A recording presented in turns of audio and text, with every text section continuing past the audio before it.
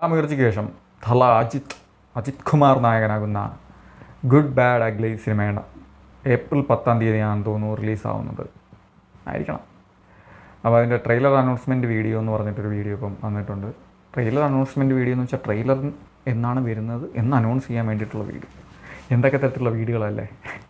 എന്തായാലും അതിൻ്റെ സിനിമ, അതായത് ഈ സിനിമ സംവിധാനം ചെയ്യുന്ന ആദിക് രവിചന്ദ്രൻ, പുള്ളിയാണെന്ന് തോന്നുന്നു മാർക്ക് ആൻ്റണി എന്ന് പറഞ്ഞ സിനിമ ഡയറക്റ്റ് ചെയ്തത് ആണെന്ന് തോന്നുന്നു. അതെ, മാർക്ക് ആൻ്റണി അറിയാതിരിക്കുമല്ലോ, നമ്മുടെ വിശാലും എസ് ജെ സൂര്യയും തകർത്തടിയ, പ്രത്യേകിച്ച് എസ്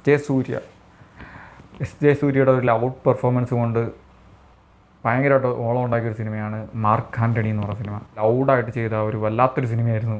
ടൈം ട്രാവൽ സിനിമ, ഏറ്റവും സിമ്പിളായിട്ട് പറഞ്ഞൊരു സിനിമ കൂടിയായിരുന്നു മാർക്ക് ആൻ്റണി. അപ്പം മാർക്ക് ആൻ്റണിക്ക് ശേഷം ആദിക് രവിചന്ദ്രൻ അജിത് കൂട്ടുകെട്ടിൽ വരുന്ന സിനിമയാണ് ഗുഡ് ബാഡ് അഗ്ലി.